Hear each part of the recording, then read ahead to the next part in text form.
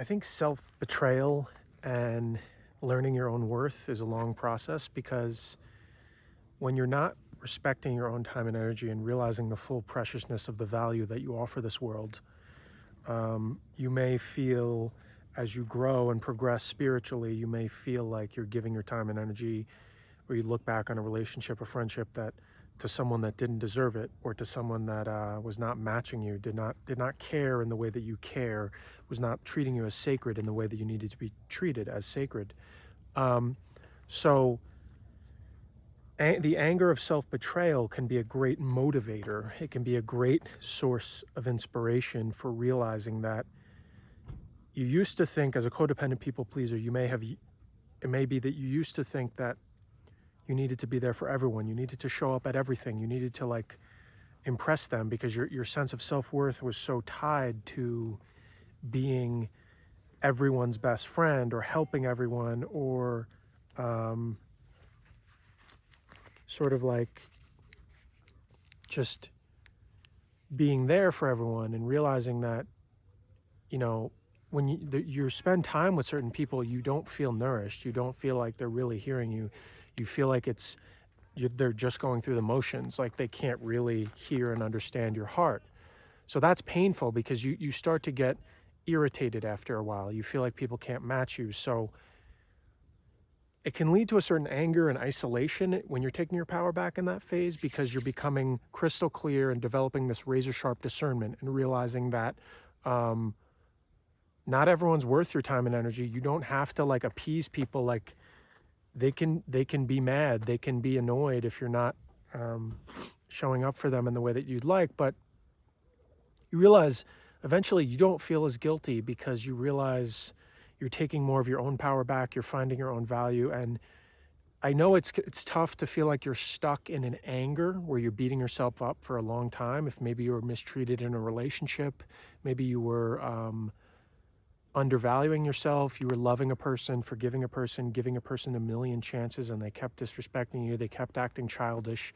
You felt like they could never match you. They're not operating in the same realm of like accountability, integrity, just generally growing up, becoming an adult. A lot of people in the society are just simply not capable of it. It's almost the norm at this point. So, um,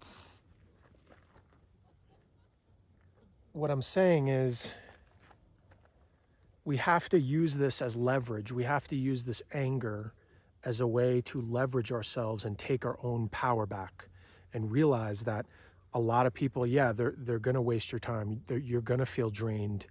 They're not going to be able to reciprocate because you have to have done a lot of inner work on yourself to be able to really value your own time and energy, treat yourself as precious and sacred, to then be able to treat another as precious and sacred. That's why many people are simply not capable of it. So that anger, sit with it. Don't try to suppress it. It may take many months, it may take a very long time to sit with the anger of betraying yourself and not treating yourself as sacred.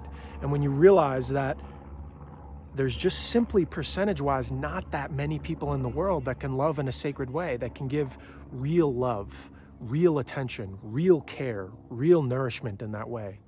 It's a lot of fluff. It's a lot of like crap. It's a lot of surface level nonsense, nothing, not feeding my heart. It's feeding consumerism, nonsense, blah, blah, blah, blah, noise, noise, noise, distraction, soullessness. No offense, I don't hate those people. I don't, whatever. You can live your life how you want to. What I really resented is when I'm wasting my energy on people that are not really worthy of me, that are not really worthy, that are not reciprocating in the heart way. Maybe my experience would change when I would have a partner or more connections that are nourishing me. I've been feeling that. I've been feeling more connected this year, more alive, more open, more discerning, because I'm not blaming anyone else. Like I'm keeping my own garden, my own house in order here, because I'm taking responsibility for who I let in, who I give my time and energy to. Because before, there's this game that empaths play, or people pleasers, because you have a lifelong thing of like, you give and you give and you give and you overgive to people that are never going to be able to know how to give back to you, but you still hope that they will, but they're simply not capable of it because they haven't gone to that depth in themselves. They don't truly a lot of people don't truly appreciate anything. They have like an entitled mentality. They have sort of a entitlement, and they don't really appreciate anything. They don't appreciate when you give of your time, you give of your energy, your heart. They're just kind of existing. They're just distracting and blah blah blah, noise and distraction to distraction. So when you take responsibility and realize you set the boundary, and even if people are annoyed or people don't like it, or people are like, oh, why are you being so, are you better than me, or you don't have time for me, or why can't we talk? It's just like you're valuing yourself and you're realizing, hey, I need to prioritize what's important to me. I need to go after my dreams, my writing, my videos, my podcasts, whatever your creations are, my art, my music, my dancing, whatever you do in your career, studying for whatever you need to do, and realize like that creative force and aligning more to your soul is more nourishing anyway than being around people that treat you as a paper mache or like a cardboard box or like a mannequin in a store window. It might be family, friends, where you just feel like they don't see anything deeper. It's like very shallow, very surface level. Like when certain people say thank you, they could say thank you 10, 20 times, but you still don't feel like they really mean it because you feel like they don't really truly understand the value of your presence.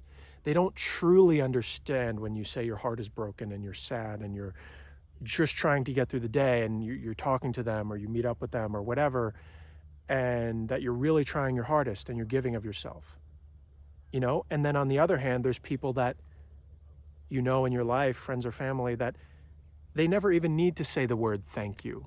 Even if they don't say thank you, you already know because their energy, their heart is they're just giving and they're loving, and they appreciate the full value of your presence. They appreciate how hard it is to exist literally on planet Earth, just to get through the day with a sensitive heart, with an open heart. So I want you to use this as a catalyst. I want you to use this anger that you have at yourself as a catalyst. And you may need to sit in it for a while. Like I said, do not suppress it. Do not try to pretend that you're not angry, because that anger is ultimately going to be great leverage. And don't use it destructively. Don't use it to hurt or harm or put down others, but it's an anger about knowing your real power, because you've been taking a back seat for too long. Your talents and your gifts and your voice, you've been suppressing it because you've been people pleasing too much. So I think we all need to understand this and sit with it as long as you need to. Be angry, go stew, go, hit the punching bag, run, lift, get it out physically in physical ways. You need to excise that energy. But I think it's annoying. I don't like, you might need space from family even. I'm recording this on Thanksgiving, 2025. But you might need space from family. You might need to move away. You might need a couple years off or miss the holiday or whatever, whatever you need to get the oxygen mask on yourself and feel like you're not being taken for granted by people. Because that takes a lot. It takes a lot of strength, especially when you're a sensitive person. It's already lonely. It's already really hard to go through the world. And it's like, of course you want to be around people. Of course you want support. Of course you don't want to be too lonely and get in a hole of self-abusive thoughts and self-hating thoughts and things like this, because it's hard to be alone. It's a hard world out there. It's rough. People are nasty. People are weird. People are self-serving and vicious. But sometimes you really do need to take your power back. You really do need to take your energy back and realize your own power. And that takes so much courage. And a lot of people won't say that to you. They won't acknowledge it. They won't acknowledge how much courage it does take to be in your own power and own who you are, and cut off relationships that are unhealthy or not nourishing or just not worthy of you. And they're not reciprocating, because oftentimes sensitive hearts, you just need time to decompress and be with yourself. You need time to tend to your own heart, put everything in its proper filing cabinet in your heart. Like if you're an intense processor, a transmuter, an alchemist, You're always working in that internal emotional world. You're feeling deeply. You care deeply about the world. A lot of people, they're so superficial, they don't really care about much of anything. They consume, they imitate, they want to fit in, they want to make a lot of money, they want to have a good image.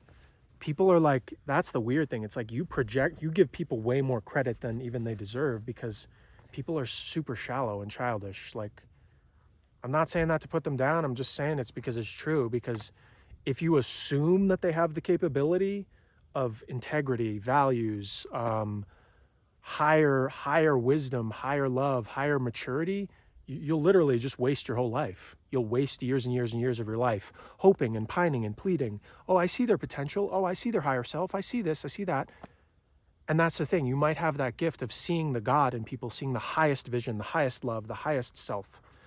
But 99.9% of the time, they're not going to live up to it. They're just not.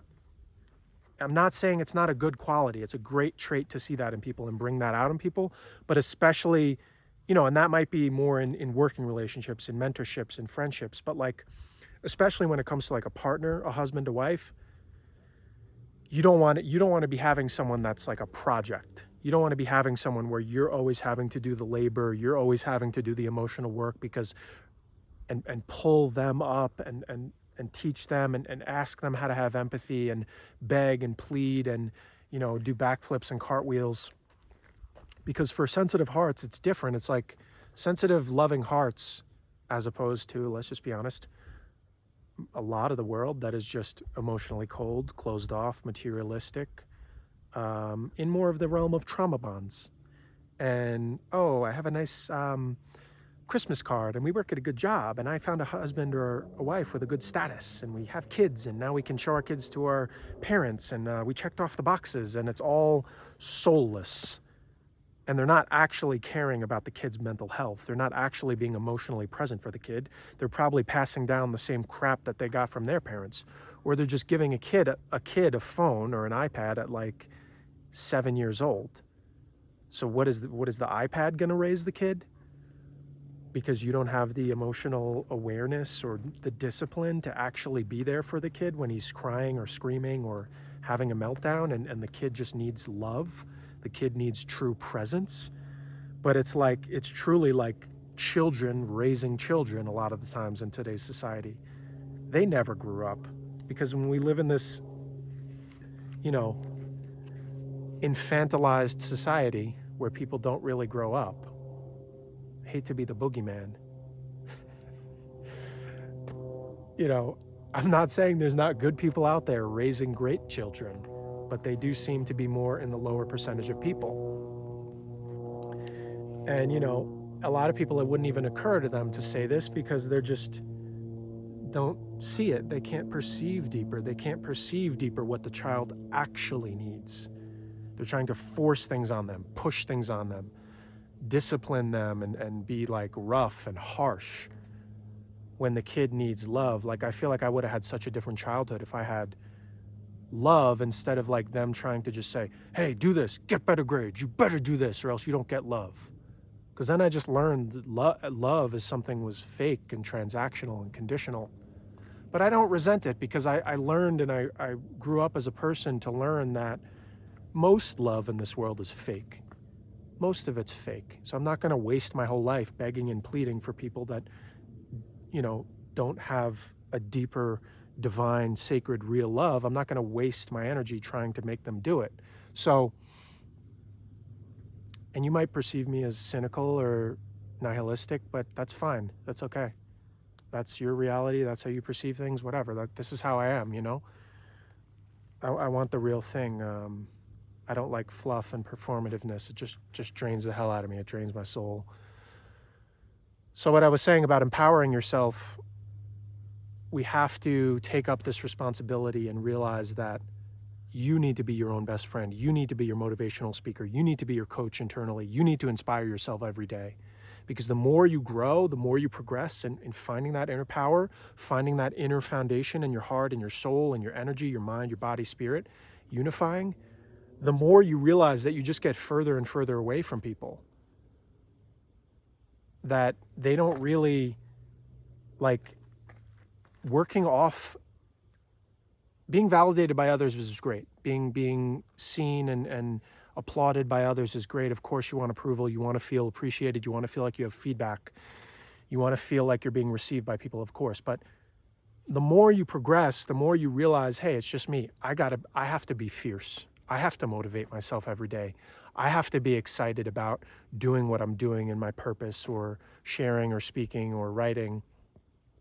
Because ultimately, after a while, when you're in the grind day by day by day, showing up, putting out videos, putting out podcasts, getting out there, meeting people, taking those risks, you know, people aren't there for you. Like, people aren't going to be able to validate everything you do. Like, sometimes it's not fun. Sometimes you don't want to put yourself out there, but you just keep going and going and going. You show up every day, every single day, even when you don't want to. You pursue your dreams, you pursue your passions. That's an act of self-love. Exercising, working out for your mental health. That's a pledge. That's an act of self-honoring and self-love, even when you don't want to work out and you feel like crap.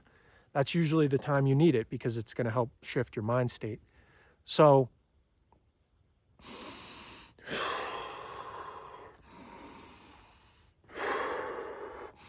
it's about taking your power back and realizing that you're beautiful, you're amazing, you're powerful, even when a lot of the people around you don't even realize it or they can't see you. Because being stuck in environments or in a relationship or friendships or family where people are blind to your power, they're like blind to who you really are, it's exhausting. Like, I don't like being a mannequin. I don't like being like, in certain families or groups, I just like, all this chatter, all this blah, blah, blah, all this show, all this song and dance. And it's so over frenzied and everyone's like fighting for attention. And it's so exhausting to me. It's so exhausting to me. Like, why do we have to have this whole song and dance? Like, why can't you just sense me, see me, be with me? There's nothing more nourishing in your soul when you're around someone who you just speak. Your heart speaks loudly. You don't have to do cartwheels and backflips and say, look, these are my hobbies and this is the money I make and this is why I'm a good, happy boy and I do a whole song and dance for you. Like, it's so exhausting. And you already know it's going to be draining, because you already know when you have to over-explain and translate your soul, it's not going to be the person for you romantically, because you're not going to really be, like, for me, I'd need something that's more or less telepathic. Like, we feel hearts, we feel subtle mood shifts, we feel like what fills each other up, what bothers each other. Like, it's very intense. And the way sensitive souls love is just on an entirely different level. They vibrate love, like they're in an entirely different realm and dimension than people that just love external objects that bring them happiness, attachments. Like, hey, me, I'm grasping onto you, I need you. Like, no, like, have you become a self-sustaining galaxy of love? Do you love God? Do you ask for that stream of divine love to flow through you?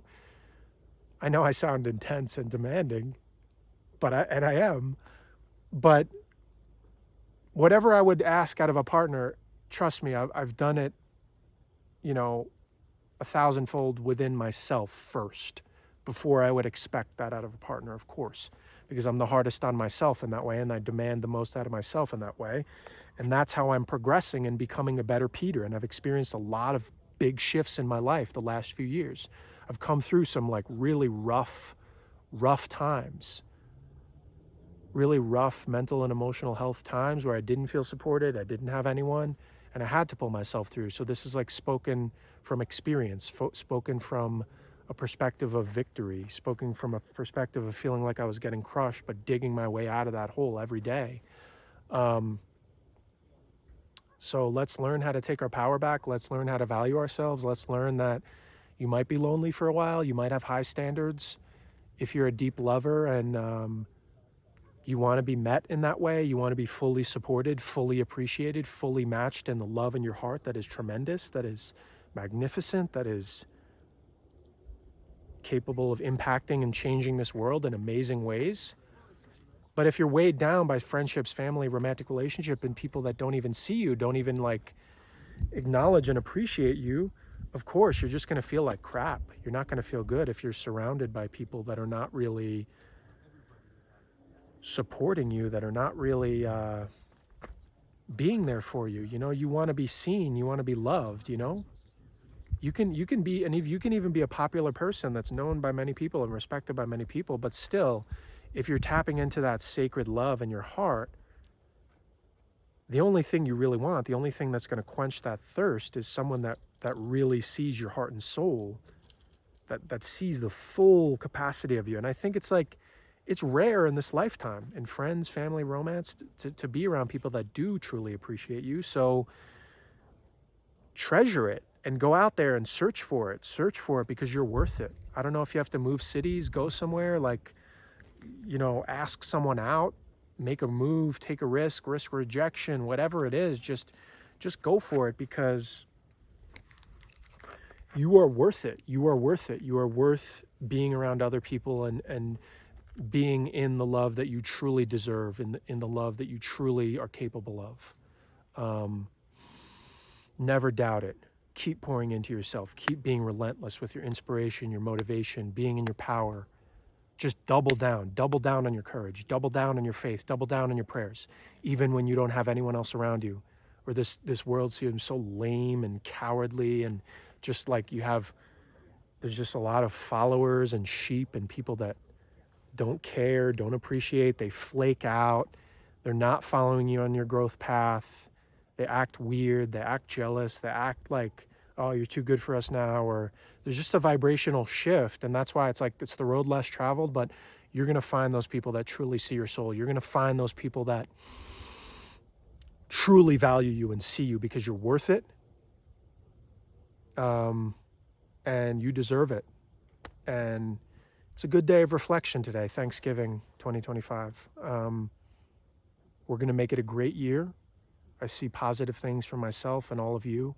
If you're listening, just see it and know it, that nothing can stop that indestructible force of your faith. Double down on God, double down on courage every day. You deserve it. And never settle for less than you're worthy of. Don't be weighed down by small minds and doubtful people and whiny, cowardly people. You're capable of extraordinary things, and never let anyone tell you who you are. You deserve love. You deserve tenderness. You deserve gentleness. You deserve someone who can sense when you're sad. They can sense when you're hurt. They can sense all the little subtleties. You deserve unconditional, powerful love.